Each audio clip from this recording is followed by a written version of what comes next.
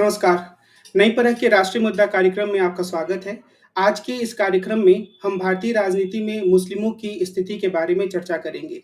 हम राष्ट्रीय मुद्दा कार्यक्रम में आमतौर पर रोज़मर्रा की राजनीति के बारे में, उससे जुड़े अलग-अलग मुस्लों मसलों के बारे में विश्लेषण प्रस्तुत करते हैं। आज जब हम जिस मुद्दे पर चर्चा कर रहे हैं, यानी कि भारत की राजनीति में मुस्लिमों की स्थिति, उसमें यह मुद्दा आज 1-2 दिनों में कोई चर्चा में नहीं आया है, लेकिन हमारे देश की राजनीति को समझने के संदर्भ में इस मुद्दे की गहरी पड़ताल की ज़रूरत है और इसी संदर्भ में आज हम ये चर्चा कर रहे हैं कि किस तरीके से जो मुस्लिम हैं, उनका प्रतिनिधित्व भारतीय राजनीति में बदला है या किस तरीके से जो मुस्लिमों के प्रति जो पार्टियाँ हैं, उनका जो रवैया है, वो पहले की तुलना में बदला है।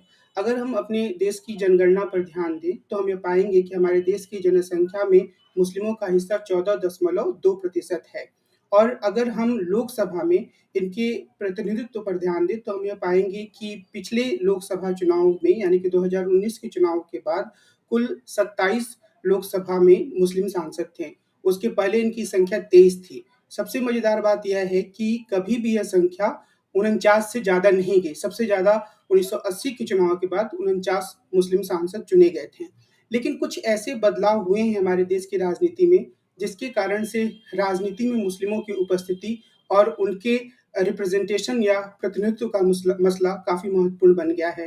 मिसाल के तौर पर भारतीय जनता पार्टी लोकसभा के चुनाव में मुसलमानों को टिकट नहीं देती है। मिसाल के तौर पर हमेशा ही देश की राजनीति में सांप्रदायिकता 2014 के बाद एक मुद्दे के रूप में मौजूद रहती है और मुस्लिमों के खिलाफ, मुस्लिमों के बरक्स हिंदुओं को गोलबंद करने की कोशिश की जाती है। इन्हीं सब स्थितियों के संदर्भ में आज हम प्रोफ़ेसर अभय कुमार दुबे के साथ भारत की राजनीति में मुस्लिमों की स्थिति के बारे में चर्चा करेंगे। अभय सर नमस्कार। नमस्कार। मैं पहला प्रश्न इस संदर्भ में यही आपके सामने रखना चाह रहा हूँ कि जी। अगर हम 2014 को एक ऐसी स्थिति के रूप में माने जहाँ पर भारतीय जनता पार्टी पूर्ण बहुमत के साथ सत्ता में आती है, तो उसके पहले की राजनीति में मुस्लिमों की स्थिति और उसके बाद की राजनीति में मुस्लिमों की स्थिति को हम किस रूप में देख सकते हैं?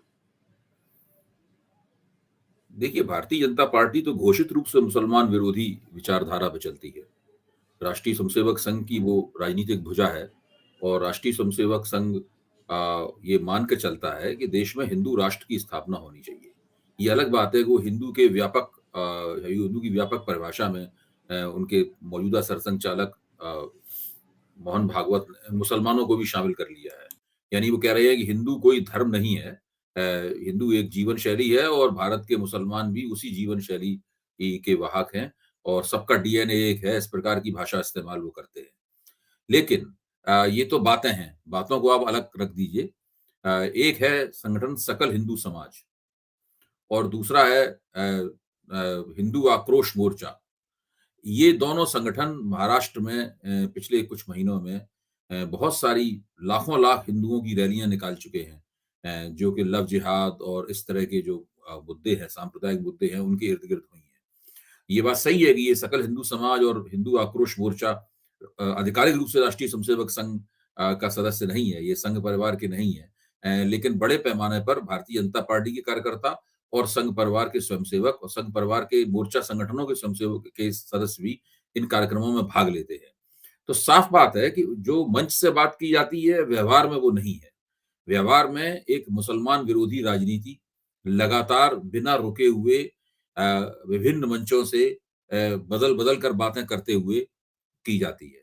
तो मुसलमान 2014 के बाद से लगातार अपने आप को कोने में धकेला जाते हुए देख रहे हैं। भारतीय जनता पार्टी ने अब शायद एक आध कहीं मुसलमान को कभी वो टिकट देती है, वरना आमतौर पर मुद्दतों तक किसी भी मुसलमान को टिकट देने से लगातार इनकार किया और उसका तर्क ये होता था कि मुसलमान जब हमें वोट ही नहीं देते, तो हम मुसलमान को टिकट क्यों दें? तब उनसे जवाब में ही कहा जाता था, जब मुसलमानों को आप टिकट ही नहीं देते, तो मुसलमान आपको वोट क्यों दें? तो पहले मुर्गी हुई कि पहले अंडा होगा, इस बात को ये इस तरह की बहस थी। लेकिन इस तरह की बहस से काम नहीं चलता है। ये बात अपने आप में स्पष्ट है कि भारतीय जनता पार्टी हिंदू बोलबाले की राजनीति करती है। वो मानती है कि अगर हम 45 से 50% हिंदुओं को एकजुट कर लेंगे, तो मुसलमान वोटों की जो राजनीतिक एफिकेसी है, मुसलमान वोटों की राजनीतिक प्रभावकारिता है, वो अपने आप समाप्त हो जाएगी। और एक बार जब मुसलमान वोटों की प्रभावकारिता समाप्त हो जाएगी, यानी मुसलमान वोट सत्ता और चुनाव को प्रभावित करने से प्रभावित करने में अक्षम हो जाएंगे, उसके बाद हम बड़े आराम से मुसलमानों के साथ में बैठकर एक समझौता करेंगे कि भाई आपके क्या-क्या नागरिक अधिकार हैं, आप कहिए तो हम आपको दिए देते हैं। क्योंकि हम आपको नागरिक अधिकार देने से इनकार नहीं करते, लेकिन जो एक राजनीतिक हस्ती के तौर पर एक मुसलमान की जो इच्छाएं हैं और वो अपने वोट से सत्ता को प्रभावित होते देखना चाहता है, बड़े पैमाने पर की गई हिंदू गोलबंदी के कारण वो इच्छा उसकी परवान नहीं चढ़ती और ये चुनाव दर चुनाव हो रहा है। खासतौर से उन इलाकों में हो रहा है जिन इलाकों में जो इलाके भारतीय जनता पार्टी का प्रभाव क्षेत्र माने जाते हैं। सबसे पहले गुजरात में ही घटित हुआ, अब उत्तर प्रदेश में घटित हो रहा है और भी कई दूसरे इलाकों में घटित हो रहा है। लेकिन इसी के साथ साथ हमें यह भी नहीं भूलना चाहिए कि ऐसा सारे देश में घटित नहीं हो रहा है। अगर हम ये मानेंगे ऐसा सारे देश में घटित हो रहा है तो गलती होगी। आप देखिए दिल्ली की विधानसभा चुनाव में ऐसा घटित नहीं होता है। मुसलमान वोट हिंदुओं के प्रिय नेता अरविंद केजरीवाल, जिनको हिंदू समाज भी पसंद करता है, उनको पसंद करते हैं और दोनों मिलकर भारतीय जनता पार्टी को करारी शिकस्त देते हैं यहाँ पर। उसी के साथ में आप बिहार में देखिए, बिहार में राष्ट्रीय जनता दल के साथ मुसलमान खड़े होते हैं, जो मुख्य तौर पर यादवों की पार्टी है, यादव जो हिंदू समाज के सदस्य हैं, या पिछड़ी जातियों की पार्टी है जो ज्यादातर उसमें हिंदू समाज के सदस्य होते हैं। हालांकि मुसलमानों में भी पिछड़ी जाति के लोग होते हैं और बड़े पैमाने पे होते हैं। तो वहां पर मुसलमान इन लोगों के साथ जुड़कर अपना मतदान करते हैं। और पिछली बार तो तेजस्वी ने लगभग भारतीय जनता पार्टी और नीतीश कुमार के गठजोड़ को हरा ही दिया होता, और अब नीतीश कुमार तेजस्वी के साथ आ गए तो अब तो मुसलमान और भी ज्यादा उत्साहपूर्वक उनको वोट करेंगे, क्योंकि उन्हें साफ दिखाई पड़ता है कि वो भारतीय जनता पार्टी को ये गठबंधन परास्त कर सकता है। इसी तरह आप दक्षिण भारत में देखिए, दक्षिण भारत में भी मुसलमान वोटों की एफिकेसी कायम है। दक्षिण भारत में भी मुसलमान वोटों की प्रभावकारिता कायम है। और भी कई ऐसे राज्य हैं जहां मुसलमान वोट अपने सही सामाजिक समुदायों के साथ जब गठजोड़ करते हैं तो उनकी राजनीतिक प्रभावकारिता उन्हें हासिल होती है। तो ये सारे देश में अलग अलग स्थिति है, लेकिन भारतीय जनता पार्टी का जो प्रभाव क्षेत्र है, यानी जिन इलाकों को उसने गुजरात को फिर उत्तर प्रदेश को हिंदुत्व की प्रयोगशाला के तौर पर बनाया है, वहां पर वो ऐसा नहीं कर पा रहे हैं, क्योंकि वहां से सीटें बहुत ज्यादा संख्या में जाती हैं। उत्तर प्रदेश सीटें 80 की संख्या में जाती हैं और वहां मुसलमानों की आबादी करीबन देश की आबादी से ज्यादा है। देश में आपने 14 दशमलव कुछ बताया, लेकिन वहां मुसलमानों की आबादी करीबन 20% के आसपास है। तो वहां पर दिक्कत होती है, इस बात से काफी उलझन होती है वहां पर। एक जमाना था जबकि कांग्रेस को लगातार मुसलमान वोट देते थे, तो कांग्रेस के ऊपर आरोप लगाया जाता था कि मुसलमानों को वो वोट बैंक की तरह इस्तेमाल करती है, लेकिन ये बात बहुत पुरानी हो गई। मुझे लगता है पिछले 40 साल से मुसलमानों ने एक वोट बैंक की तरह किसी पार्टी को वोट नहीं दिया है। भारतीय जनता पार्टी को हराने के लिए वो वोट जरूर करते हैं और उसमें भी उनके बहुत सारे वोट बर्बाद हो जाते हैं। ऐसा नहीं है, मेरे ख्याल से 2022 का जो उत्तर प्रदेश विधानसभा का चुनाव था और दिल्ली विधानसभा के जो कुछ चुनाव हुए हैं, इन सब पे अगर आप गौर करें तो आप पाएंगे कि इन चुनावों में मुसलमानों का जो ध्रुवीकरण हुआ, मुसलमान वोटों का, वो बड़े प्रभावी तरीके से भारतीय जनता पार्टी के खिलाफ हुआ। लेकिन बाकी सब चुनावों में इतना प्रभावी ध्रुवीकरण नहीं होता है। मुसलमान वोट कई तरह से कई पार्टियों में बट जाते हैं। अब उत्तर प्रदेश में देखिए, बहुजन समाज पार्टी और समाजवादी पार्टी और कांग्रेस के बीच मुसलमान वोट बटते हैं। कांग्रेस को कम वोट मिलता है, समाजवादी पार्टी को ज्यादा मिलता है, थोड़ा सा उससे कम बहुजन समाज पार्टी को मिलता है। पिछले चुनाव में कांग्रेस को बिल्कुल वोट नहीं मिला और बहुजन समाज पार्टी को भी बिल्कुल वोट नहीं मिला, क्योंकि उसने भी चुनावी मुहिम ठीक से नहीं चलाई। तो सारे के सारे वोट अखिलेश यादव यानी समाजवादी पार्टी की झोली में चले गए। लेकिन इस तरह की असाधारण गोलबंदी मुसलमानों की, ऐसा असाधारण कम देखने को आया है। तो ये है मुसलमान वोटों की स्थिति और उनकी प्रभावकारिता को समाप्त करने का जो मंसूबा है भारतीय जनता पार्टी का, उसको हम लगातार कारगर होते हुए देख रहे हैं, खासतौर से उन क्षेत्रों में जो भारतीय जनता पार्टी का कैचमेंट एरिया है। एक जो प्रश्न मेरे दिमाग में आ रहा है वो ये कि क्या जब भारतीय जनता पार्टी का इस रूप में जब उदय नहीं हुआ था और बाकी दल विशेष रूप से कांग्रेस का बोलबाला था या उसकी बड़ी महत्वपूर्ण भूमिका थी, तब भी मुस्लिमों को मुख्य धारा की राजनीति से जोड़ने के बजाय जिसे बार-बार भारतीय जनता पार्टी तुष्टीकरण की राजनीति कहती है, उस रणनीति की तरफ कांग्रेस ने ज़्यादा ध्यान दिया। जैसे देखिए, ये भाजपा का फिक्रा है तुष्टीकरण। हमें उस फिक्रे को फेस वैल्यू पे नहीं लेना चाहिए। ये नहीं कि भाजपा ने फिक्रा दे दिया है तुष्टीकरण, तो हम भी इस तुष्टीकरण बोले लगे। मुसलमानों का तुष्टीकरण कब हुआ है? मुसलमानों का तुष्टीकरण होता तो मुसलमानों को बहुत बड़े पैमाने पर रोजगार मिलते, मुसलमानों को शिक्षा में उनकी बड़े पैमाने पर मौजूदगी होती, उसके लिए उसे उन्हें विशेष प्रोत्साहन दिया जाता। या अब देखिए हज पे जाने वाले मुसलमानों को सब्सिडी दी जाती है, या उनके जो धार्मिक अधिकार, उनके जो मजहबी अधिकार हैं, उन मजहबी अधिकारों की सुरक्षा का राज्य वायदा करता है। तो देखिए, ये हमारे संविधान में व्यवस्था है। संविधान में व्यवस्था है कि जो समुदायों के जो सांस्कृतिक अधिकार होंगे, उन सांस्कृतिक अधिकारों की परवाह भारतीय राज्य को करनी होगी। इसी दृष्टि से भारत का संविधान दुनिया के अन्य संविधानों से अलग है, और पश्चिमी संविधान वेत्ता जो है, इसीलिए भारत के संविधान की आलोचना भी करते हैं कि यहाँ पे व्यक्ति के अधिकारों के ऊपर सामुदायिक अधिकारों को भी प्रमुखता दी गई है। तो ये भारतीय संविधान की एक विशेषता है। भारतीय राज्य की ये जिम्मेदारी बनती है। अगर भारतीय जनता पार्टी भारतीय राज्य की बागडोर अपने हाथ में रखती है, उसके हाथ में है, तो उसकी भी जिम्मेदारी बनती है कि मुसलमानों के नागरिक अधिकारों की और मुसलमानों के मजहबी अधिकारों की और उनके अन्य सांस्कृतिक अधिकारों की, शिक्षा में उनकी भागीदारी की, इन तमाम बातों का वो सम्मान करें। अच्छा, भारतीय जनता पार्टी की तरफ से कुछ तर्क भी आते हैं, उनके कुछ तर्क वाजिब भी हैं। जैसे कि भाजपा वाले कहते हैं कि हमारी जो योजना है, यानी जो उनकी सब्सिडी स्कीम्स हैं, उन सब्सिडी स्कीम तो हम इस आधार पे तो उसका लाभ वितरित नहीं करते कि कौन हिंदू है कौन मुसलमान है। अगर मुफ्त अनाज की एक श्रेणी है कि इस आमदनी के लोगों को मुफ्त अनाज दिया जाएगा, तो अगर उस श्रेणी में हिंदू आते हैं तो हिंदुओं को ही मिलता है, और मुसलमान आते हैं तो मुसलमानों को ही मिलता है। और वास्तव में इस तरह की श्रेणियां तो बनाई नहीं जा सकती कि उसमें श्रेणी बनाने से ही मुसलमान उससे अलग हो जाए। तो इस स्तर पे भारतीय जनता पार्टी की सरकार मेरे ख्याल से मोटे तौर पे सही कहती है। संघ परिवार और भाजपा को जो दिक्कत है मुसलमानों से वो ये है कि जब वो लोग राजनीति करते हैं और राजनीतिक दावेदारियां करते हैं, तो उस वक्त उनकी दावेदारियां हिंदुओं के बराबरी की वाली होती हैं। मतलब वो चाहते हैं कि जितना हिस्सा हिंदुओं को मिले उतना ही हिस्सा हमको मिले, ऐसा भारतीय जनता पार्टी वालों का कहना है। भारतीय जनता पार्टी को जो आपत्ति है उसको सही तौर पर समझने की हमें जरूरत है। भले ही उस बात को ना कहें, तो वो समान वो प्रतिनिधित्व की दावेदारी से आगे जाकर वो पैरिटी की या समकक्षता की दावेदारी करते हैं। और भाजपा का आरोप यह है कि उसके पीछे मानसिकता ये होती है कि कभी हम इस मुल्क के हुक्मरान थे, सदियों तक हम हुक्मरान थे, इसलिए हम ये दावेदारी कर रहे हैं। तो इस प्रकार ये बहस जो है, बहस का असली रंग ये है, भले ही मंच से कुछ और कहा जाए। एक चीज़ और है कि आमतौर पर जब कई मुस्लिम युवाओं से बातचीत होती है, तो उनके अंदर से एक पीड़ा ये निकलती है कि जो मुस्लिमों के मुद्दे होते हैं, जो कई बार न्याय से जुड़े मुद्दे भी हो सकते हैं, वहाँ पर जो विपक्षी दल है, ख़ास तौर पे उनका इशारा कांग्रेस और आम आदमी पार्टी जैसे दलों की तरफ होता है, उनका भी एक सॉफ्ट हिंदुत्व जैसा एक रंग उभर कर सामने आता है। वो खुलकर उनके अधिकारों की बात नहीं करते हैं। उनके नेता बार-बार ये दिखाने की कोशिश करते हैं कि वो असली हिंदू हैं। तो क्या ये 2014 के बाद की राजनीति का प्रभाव है कि बाकी दल भी खुद को ज़्यादा हिंदू दिखाने लगे हैं? देखिए, 2014 के बाद जो भाजपा की लगातार जीतें हुई हैं केंद्र में और बहुत सारे राज्यों में, उसका प्रभाव तो है ही। उसने इस पूरे मसले को निर्णायक मोड़ दे दिया है। लेकिन मैं ये कहूंगा कि 2025 में राष्ट्रीय स्वयंसेवक संघ के 100 साल होने वाले हैं।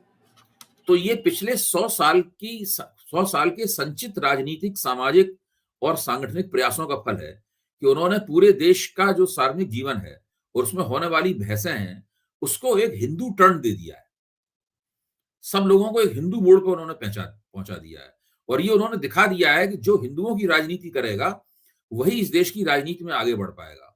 जो हिंदुओं की राजनीति नहीं करेगा उसको दिक्कत होगी और वो तरह तरह की परेशानियों में फंसेगा, उसके वोटों का धीरे धीरे करके क्षय होता चला जाएगा। तो इसकी वजह से एक हिंदू विमर्श स्थापित हुआ है।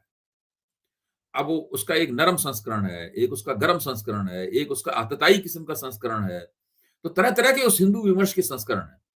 यहाँ तक राष्ट्रीय स्वयंसेवक संघ का विरोध करने वाले बहुत से तत्व हैं जो कहते हैं कि राष्ट्रीय स्वयंसेवक संघ मुसलमानों के प्रति कुछ ज्यादा ही रियायत कर रहा है और हिंदू दृष्टि ये इजाजत नहीं देती। वो एक हिंदू दृष्टि का हवाला देते हैं, और उसमें बहुत सारे बुद्धिजीवी भी हैं जो खुल के वैसे नरेंद्र मोदी का समर्थन करते हैं, लेकिन वो ये भी कहते हैं साथ में कि नरेंद्र मोदी धीरे धीरे हिंदू दृष्टि के नुमाइंदे नहीं रह गए।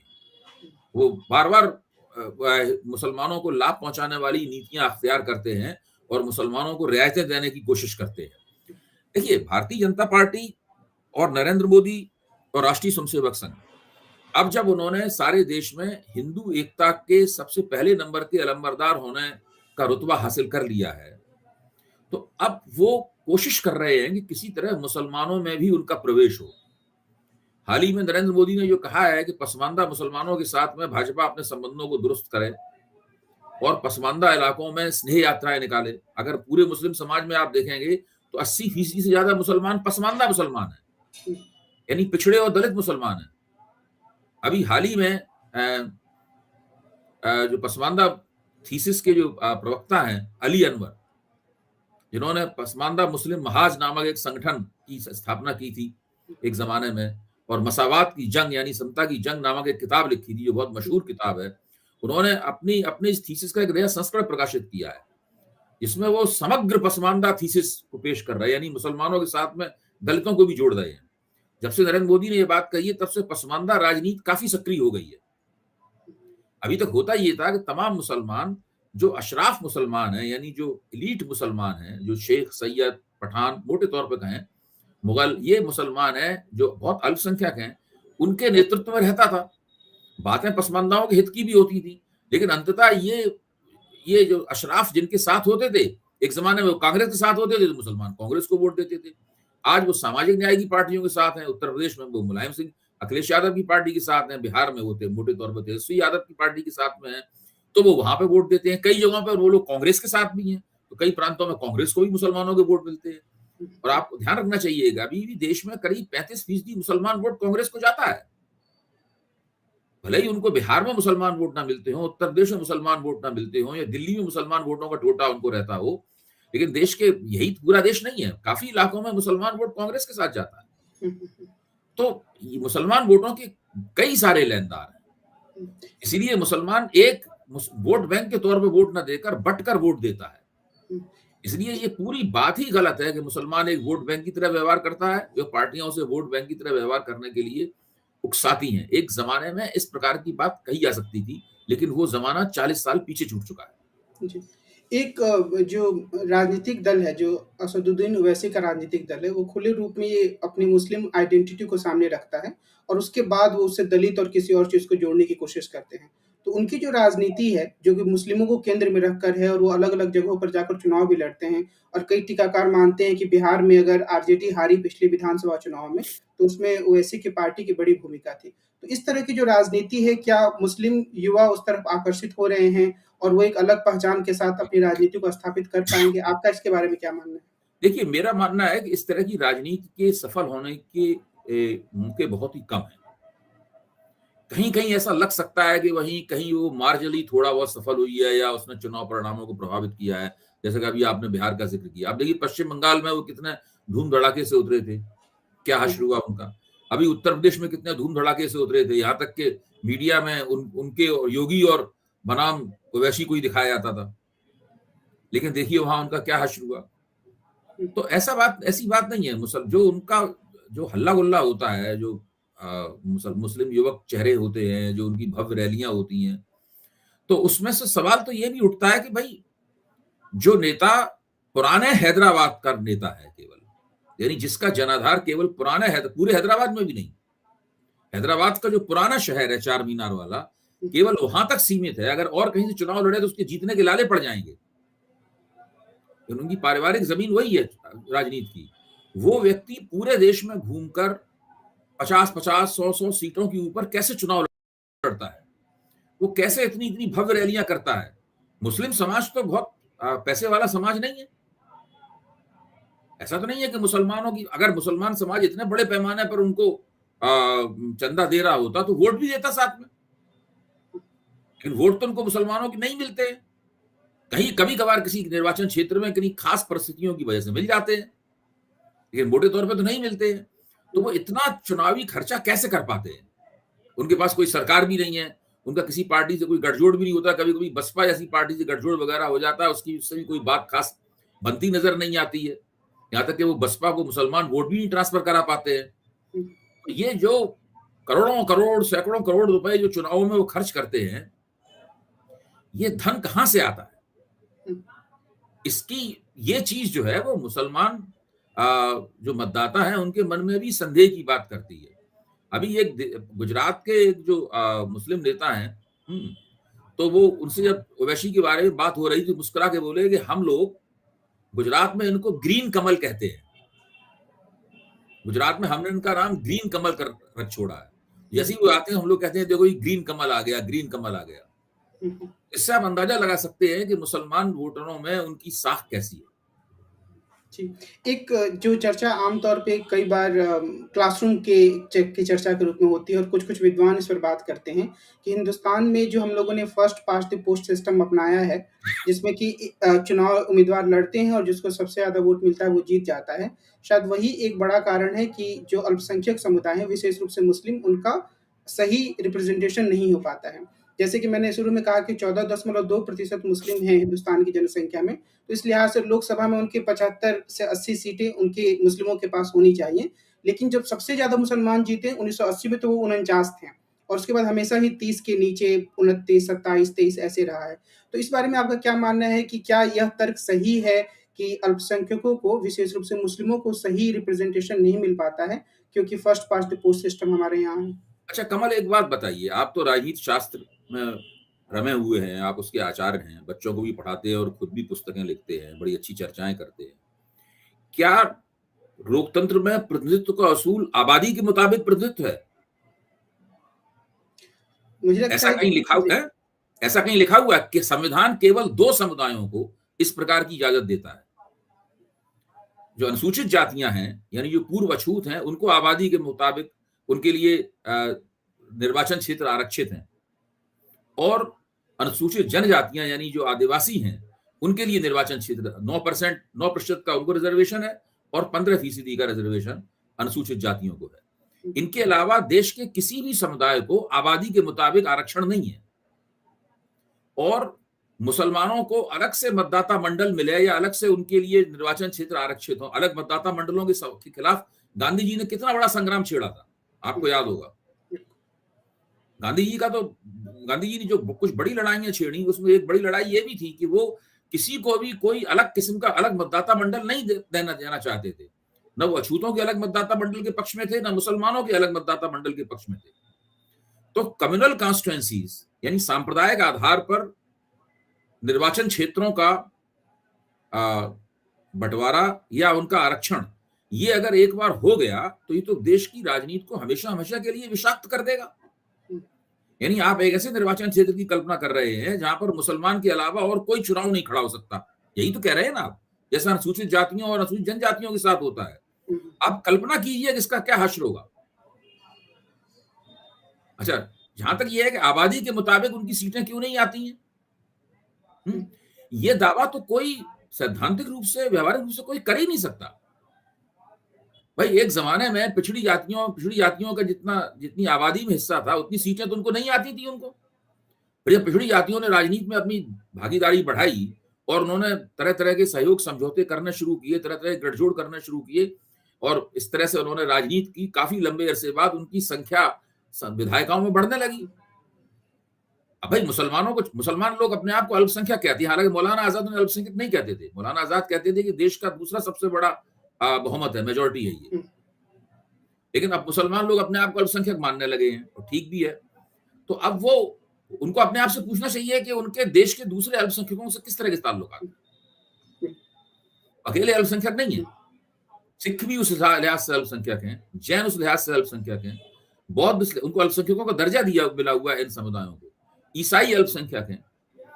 तो क्या मुस्लिम अल्पसंख्यक समुदाय जो इन तमाम अल्पसंख्यक समुदायों के मुकाबले बहुत बड़ा है, कई गुना बड़ा है, उसके इन अल्पसंख्यक समुदायों से संबंध कैसे है? जब इन अल्पसंख्यक समुदायों पर बहुसंख्यकों का अत्याचार होता है तो मुसलमानों में मुसलमान उसके ऊपर क्या करते हैं? मुसलमानों का नेतृत्व क्या करता है? दिल्ली में जितने बड़े पैमाने पर 1984 में निर्ममता पूर्वक हजारों सिखों को जलाया गया जिंदा, उनको लूटा गया, उस वक्त दिल्ली का जो मुसलमान है, जो काफी बड़ी संख्या में है, उसने क्या किया? ये तो सवाल मैंने मुस्लिम मजलिस मशावरात के कार्यक्रम में उठाया था। मुझे इसका कोई भी संतोषजनक उत्तर नहीं मिला।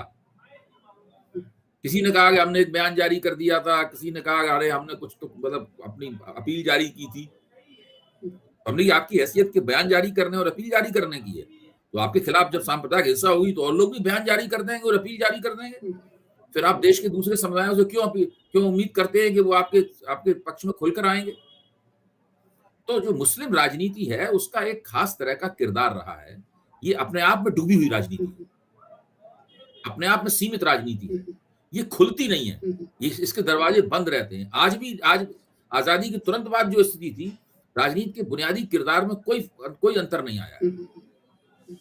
तो मैं चाहता हूँ और आप भी चाहते हैं और हमारे जैसे आप जैसे लोग भी चाहते हैं कि मुसलमानों को उनके पूरे नागरिक अधिकार मिलें, उनको अपनी पूरी राजनीतिक अभिव्यक्ति का मौका मिले, उत्तरोत्तर संसद और विधायिकाओं में उनके नुमाइंदे बढ़ें, इस तरह की स्थितियाँ पैदा हों, लेकिन इस तरह की स्थितियाँ पैदा करने के लिए स्वयं उनको पहलकदमी करनी पड़ेगी। बिल्कुल। दूसरे वो असल में केवल अपने धार्मिक अधिकारों की सुरक्षा करने तक ही हर चीज़ को सीमित रखना चाहते हैं। अपने समाज के अंदर भी कोई बहुत ज़्यादा तब्दीलियाँ आएँ, उनके समाज में चीज़ें बदलें। आजकल कुछ-कुछ आवाज़ें उठने लगी हैं और कुछ बातें होने लगी हैं उनके समाज के भीतर से भी, लेकिन वो बहुत ही कम है। जितना होना चाहिए उतना नहीं है उसमें। तो ये बहुत सारी ऐसी समस्याएँ हैं जिनकी वजह से उनको राजनीतिक नुकसान उठाना पड़ता है। मैं ये सब इसलिए नहीं कह रहा हूँ कि जो सांप्रदायिक राजनीति होती है और हिंदुओं बहुसंख्यकवाद की राजनीति है और उसका जो बोलबाला है, उसकी जो कामयाबी है, मैं उस मुसलमानों की दिक्कतों के लिए उसके महत्व को कम करके आँक रहा हूँ। मैं ये नहीं कह रहा हूँ। वो तो मैं पहले ही कह चुका हूँ कि जब से ये राजनीति परवान चढ़ी है, तब से मुसलमान पूरी तरीके से अपने आप को आरक्षित महसूस कर रहे हैं। वो महसूस करते हैं कि उन्हें कोने में धकेल दिया गया है, वो महसूस करते हैं उनकी राजनीतिक पहलकदमी को उनसे छीन लिया गया है और मोटे तौर पे बहुत सारी बातें सही भी हैं। लेकिन इस समस्या से निकलने का क्या तरीका है? ऐसा नहीं है कि समाज के अन्य गैर मुसलमान हिस्से आगे बढ़कर उनको उठाएँगे, इस समस्या से आगे निकालने की कोशिश करेंगे। उनको खुद ही कोई रास्ता निकालना पड़ेगा। वो छोटा-मोटा समुदाय नहीं है ये। उनको खुद ही कोई रास्ता निकालना पड़ेगा और उस प्रकार का रास्ता निकालने में वो मोटे तौर पर न केवल नाकाम है, बल्कि रास्ता निकालने की कोई उनमें इच्छा और पहलकदमी भी नहीं दिखाई पड़ती। तो आज की बातचीत में हमने मुस्लिम राजनीति से जुड़े विविध मुद्दों पर, विविध पहलुओं पर चर्चा की और मुख्य रूप से जो बात उभर कर सामने आई वो यही कि जो मुस्लिम समाज है और वहाँ पर जो बुद्धिजीवी तबका है, उसको अपने समाज के भीतर राजनीतिक बहस को और तेज करना होगा, जिससे कि वह अपने अधिकारों के बारे में ज़्यादा जागरूक हो पाए और राजनीति में अपने आप को ज़्यादा सक्रिय बना पाए।